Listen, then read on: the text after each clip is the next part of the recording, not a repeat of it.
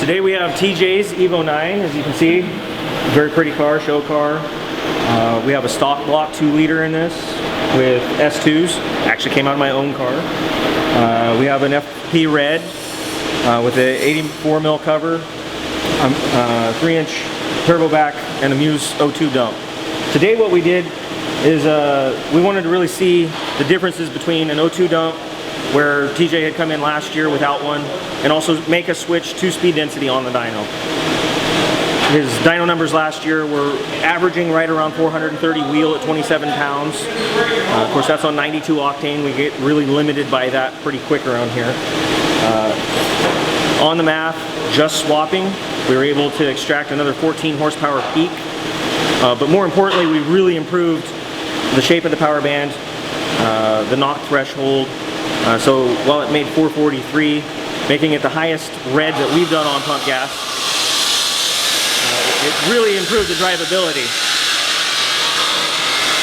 The next thing that we did was we pulled off the HKS intake.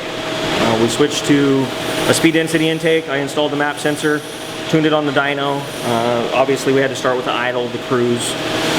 Then we started making pulls, where we ended up at 23 pounds was as much as the car made last year at 27. And when we really put the screws to it, we were able to extract 449 horsepower and 374 foot-pounds of torque.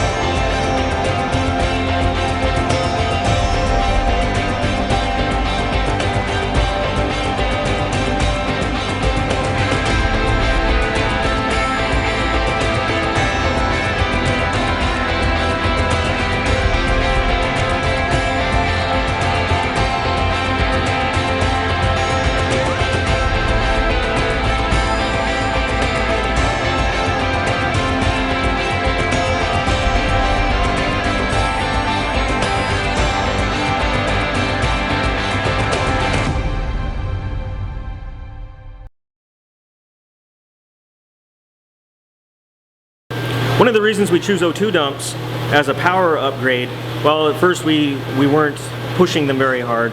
We've noticed that the reduction in back pressure really allows for more power. It makes the stock appearing turbos work that much more efficiently at a given boost level. For instance, TJ's car required 27 pounds to make 429 horse, where today it was doing it at 23.5. So just getting rid of the back pressure pre-turbine makes a big difference in the amount of power that we can safely make, and especially at lower boost levels.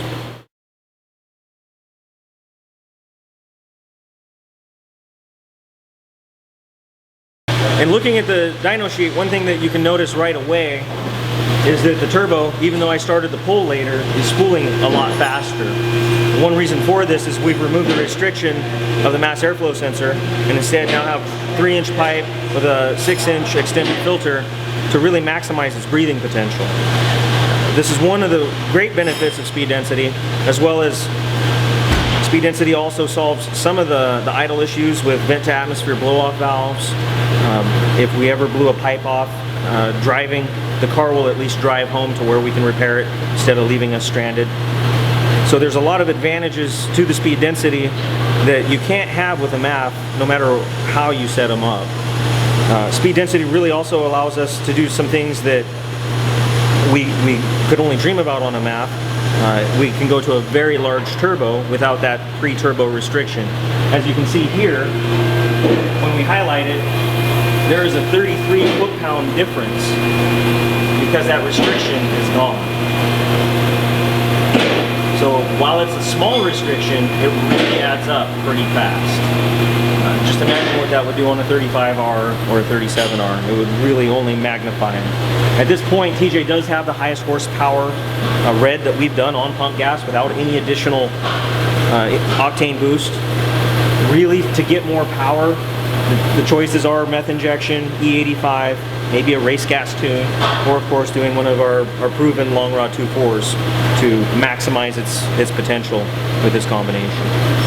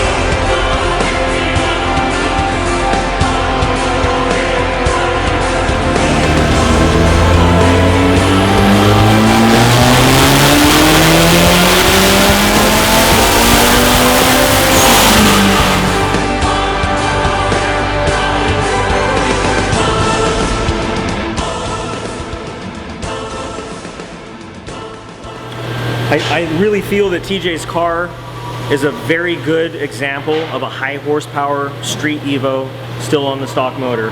All the mods complement each other. It looks great. So not only does he have a good looking car, he has a very fast car. 450 wheel on pump gas. That's going to be a lot of fun, I think.